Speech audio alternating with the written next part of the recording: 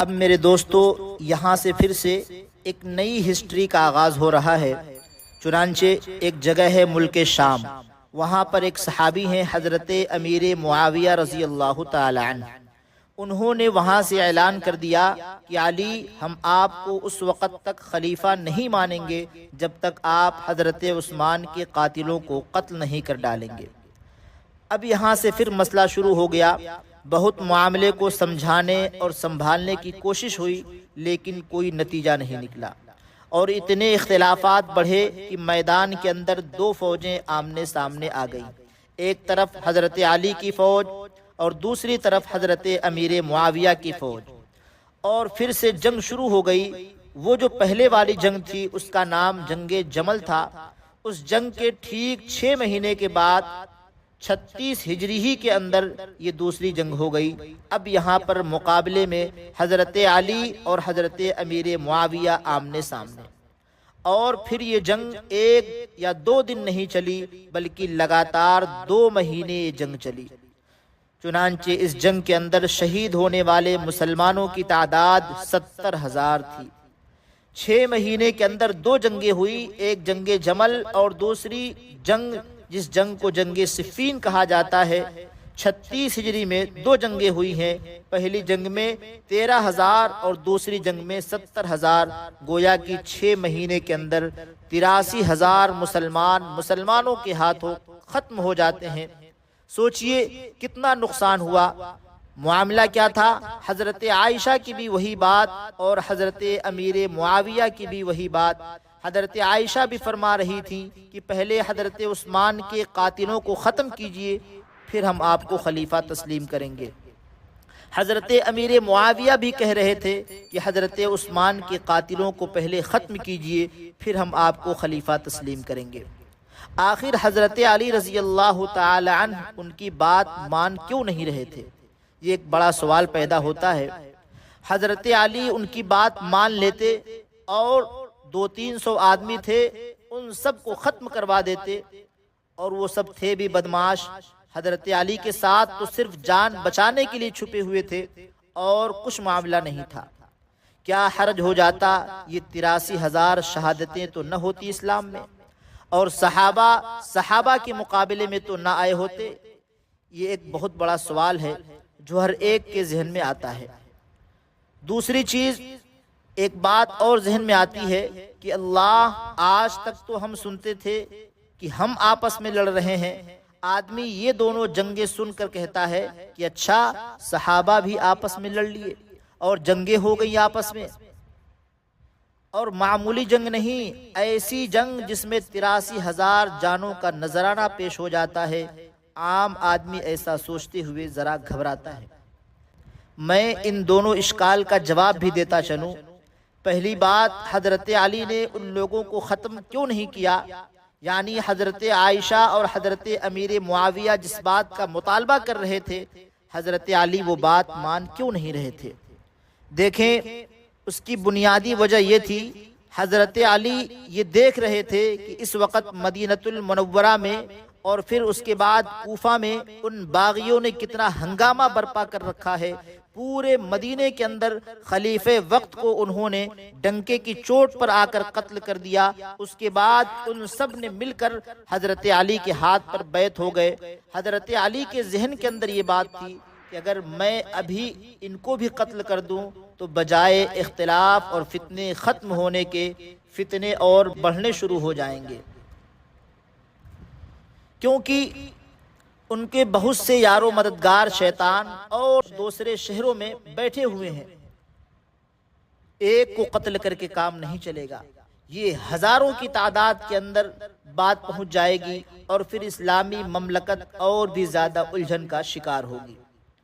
حضرت علی رضی اللہ تعالی عنہ کے ذہن میں یہ بات تھی کہ پہلے سارے لوگ مجھے خلیفہ مان لیں اور پوری طرح سے پاور آ جائے میرے پاس، پھر اس کے بعد ہم ان کے اوپر باقاعدہ کارروائی کریں گے، اور پھر ہم نے جیسے دنیا کے ہر دشمن کا مقابلہ مل کر کے کیا ہے، ایسے ہی ان کا بھی مقابلہ کریں گے۔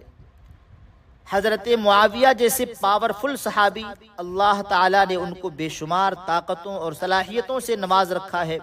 ابھی وہی نہیں بیعت ہو رہے ہیں، تو ابھی اتنا بڑا فیصلہ لینا اور اتنے سارے لوگوں کا قتل کرنا اس وقت تک ممکن نہیں ہے۔ حضرت علی بار بار فرما رہے تھے کہ پہلے آپ لوگ میرے ہاتھ پر بیعت ہو جائیں، پھر اس کے بعد جو اسلام کا طریقہ ہے اس طریقے کے مطابق کارروائی کی جائے گی۔ اور جو لوگ حضرت عثمان کے قتل میں شریک تھے ان سب کو قتل کیا جائے گا۔ لیکن یہاں پر ان حضرات کا تقاضا تھا کہ نہیں، پہلے ان حضرات کو قتل کیجئے، پھر اس کے بعد ہم لوگ آپ کے ہاتھ پر بیعت ہوں گے۔ حضرت علی سمجھ گئے کہ یہ تو آ نہیں رہے ہیں، اگر میں انہیں بھی قتل کرنا شروع کر دوں تو جو کچھ بچا کچا سرمایہ ہے امت کا وہ بھی بکھرنا شروع ہو جائے گا، فتنے ختم نہیں ہوں گے بلکہ فتنے اور بڑھتے ہی چلے جائیں گے۔ اس وجہ سے حضرت علی رضی اللہ تعالی عنہ نے یہ فیصلہ وہاں پر نہیں لیا، کیونکہ حالات کے مزید خراب ہونے کا خطرہ تھا۔ رہا مسئلہ کہ صحابہ کرام آپس میں میدان میں اتر گئے، تو اس معاملے میں ہمیں الجھن میں پڑنے کی ضرورت نہیں ہے، کیونکہ صحابہ کرام میدان میں اتر گئے لیکن انہوں نے ہمیں بتا دیا کہ تمہارا دنیا میں اختلاف ہو تو اختلاف کیسا ہونا چاہیے، نمونہ دیا دنیا کو۔ صحابہ کے اختلاف ہمیں سبق دے رہے ہیں۔ جس وقت حضرت علی کوفہ میں تھے، امیر معاویہ ملک شام میں، اور 70,000 شہادتوں کا سلسلہ چل رہا ہے، تو روم کے لوگوں نے چاہا کہ اس وقت موقع کا فائدہ اٹھا کر مدینے پہ قبضہ کر لیا جائے۔ یہ خبر حضرت امیر معاویہ کے پاس پہنچ گئی ملک شام میں۔ خلیفہ تو حضرت علی بنے ہوئے ہیں، ان کی نگرانی میں ہے مدینۃ المنورہ۔ حضرت امیر معاویہ کو پتہ لگا کہ روم والے مدینے پہ قبضہ کرنا چاہ رہے ہیں، چنانچہ حضرت امیر معاویہ نے خط لکھا۔ اب دیکھیں اللہ ہمیں صحابہ کے اختلاف سے کتنا بڑا سبق دینا چاہ رہے ہیں کہ دیکھو تمہارے درمیان بھی اختلاف ہوں گے، لیکن آپس کے اختلاف آپس میں رکھنا، دوسروں کو فائدہ اٹھانے کا موقع مت دینا۔ حضرت امیر معاویہ ہمیں اور آپ کو سبق دے رہے ہیں۔ حضرت معاویہ نے خط لکھا روم کے بادشاہ کے نام، اور اس خط کا پہلا جملہ تھا یا کلب الروم۔ اس کا ترجمہ اردو زبان کے اندر ہوگا اے روم کے کتے، اگر تو نے مدینہ منورہ کی طرف ایک آنکھ بھی اٹھائی تو یاد رکھنا علی کی طرف سے میدان جنگ میں آنے والا سب سے پہلا سپاہی معاویہ ہوگا۔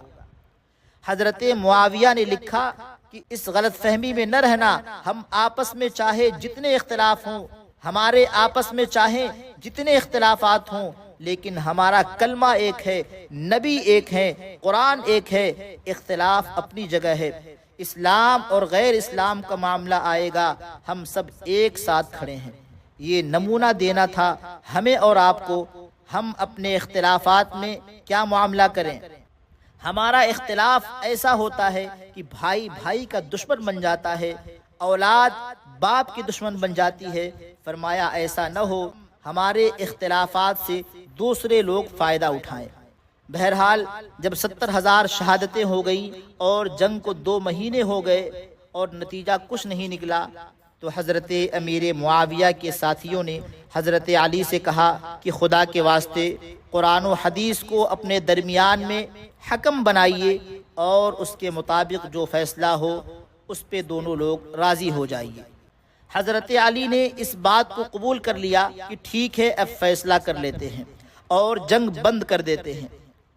اب آپ کو پتا ہے کہ جنگ بند ہونے کا مطلب کیا تھا، فیصلہ ہونے کا مطلب کہ حضرت علی اور حضرت امیر معاویہ رضی اللہ تعالی عنہ ایک ہو جائیں گے، اور جس دن ایک ہو گئے تو وہ جو غدار چھپے بیٹھے ہیں تو فوراً اگلے دن ان کی موت طے ہے۔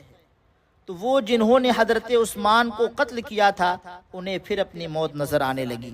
وہاں حضرت عائشہ رضی اللہ تعالی عنہا کے ساتھ صلح کی بات آ گئی تھی، تو وہاں ان کو اگلے دن موت نظر آ رہی تھی، تو وہاں انہوں نے رات ہی میں حملہ کر دیا، یہاں بھی انہیں اپنی موت نظر آئی۔ تو ان لوگوں نے حضرت علی سے کہا کہ جنگ بند نہیں کریں گے۔ حضرت علی نے فرمایا کہ جنگ بند کروں گا، تو ان لوگوں نے کہا کہ اگر آپ جنگ بند کریں گے تو ہم لوگ آپ کے خلاف ہو جائیں گے، ہم آپ کا ساتھ نہیں دیں گے۔ اور پھر اسی وقت سے ان لوگوں نے حضرت علی کا ساتھ چھوڑ دیا، اور حضرت علی کے ایسے دشمن بنے کہ پھر سن 40 ہجری کے اندر جا کے انہی لوگوں نے حضرت علی کو بھی قتل کر دیا جنہوں نے حضرت عثمان کو قتل کیا تھا، اور اس کے بعد انہوں نے حضرت علی کے ہاتھ پر بیعت کی تھی، اور پھر وہی لوگ حضرت عائشہ اور حضرت امیر معاویہ سے جنگ کا ذریعہ بنے تھے، آپس میں غلط فہمیاں پیدا کر دی تھی، اور پھر انہی لوگوں نے سن 40 ہجری میں حضرت علی کو بھی قتل کر دیا۔ کیوں قتل کیا؟ آپ نے ہماری بات نہیں مانی، اس لیے ہم آپ کو قتل کر رہے ہیں۔ یہ امت مسلمہ کا عجیب و غریب دور ہے۔ سن 40 ہجری میں جا کر حضرت علی بھی شہید ہو جاتے ہیں۔ یہ دو جماعتیں اسی طرح چل رہی ہیں، کوئی رزلٹ نہیں آیا۔ قاتلان عثمان وہ بھی آزاد گھوم رہے ہیں، اور حضرت علی بھی دنیا سے چلے گئے۔ ادھر حضرت امیر معاویہ ملک شام میں اپنی جگہ ہے۔ اب یہاں حضرت علی کی شہادت کے بعد اب کس کو خلیفہ بنایا جائے، یہ مسئلہ شروع ہو گیا۔ چنانچہ لوگوں نے کہا کہ حضرت علی کی جگہ ان کے بڑے بیٹے حضرت حسن کو خلیفہ بنایا جائے۔ چنانچہ حضرت حسین رضی اللہ تعالی عنہ کے بڑے بھائی حضرت حسن کو خلیفہ بنا دیا گیا۔ اب حضرت علی کے ساتھ جتنے سارے لوگ تھے وہ سارے لوگ حضرت حسن کے ساتھ ہو گئے۔ ادھر دوسری جماعت حضرت امیر معاویہ اور ان کے ساتھی، دو جماعتیں چل رہی ہیں امت میں۔ بہرحال حضرت حسن نے صرف 6 مہینے خلافت فرمائی، اور 6 مہینے خلافت کرنے کے بعد یہ کہا کہ مجھ سے یہ نہیں دیکھا جاتا کہ میرے نانا کی امت 2 جگہ پر تقسیم رہے، آدھے ادھر آدھے ادھر۔ میں یہ چاہتا ہوں کہ اب سب کو ایک جگہ جمع کر دیا جائے، اور پوری امت جیسے ایک کلمہ پڑھتی ہے ویسے ہی ایک امام کے پیچھے چلے۔ حضرت حسن کو اللہ جزائے خیر دے، پوری امت کی طرف سے حضرت حسن نے یہ فیصلہ کیا کہ میں اپنا ہاتھ حضرت امیر معاویہ کے ہاتھ میں دوں گا، اور ہم سارے کے سارے مل کر حضرت امیر معاویہ کو خلیفہ بنا دیں گے۔ اسلام اور مسلمانوں کا ایک خلیفہ ہوگا، اور سارا پاور اس کے پاس ہوگا، پھر وہ فیصلہ لیں گے جو انہیں لینا ہے۔ چنانچہ حضرت حسن رضی اللہ تعالی عنہ نے 6 مہینے خلافت کرنے کے بعد خلافت کی ذمہ داری حضرت امیر معاویہ کے حوالے فرما دی، اور ان کے ہاتھ پر بیعت بھی ہو گئے، اور جتنے لوگ حضرت حسن کے ساتھ تھے وہ لوگ بھی حضرت امیر معاویہ کے ہاتھ پر بیعت ہو گئے۔ اللہ نے دوبارہ پھر سے امت مسلمہ کو ایک امام کے پیچھے جمع کر دیا۔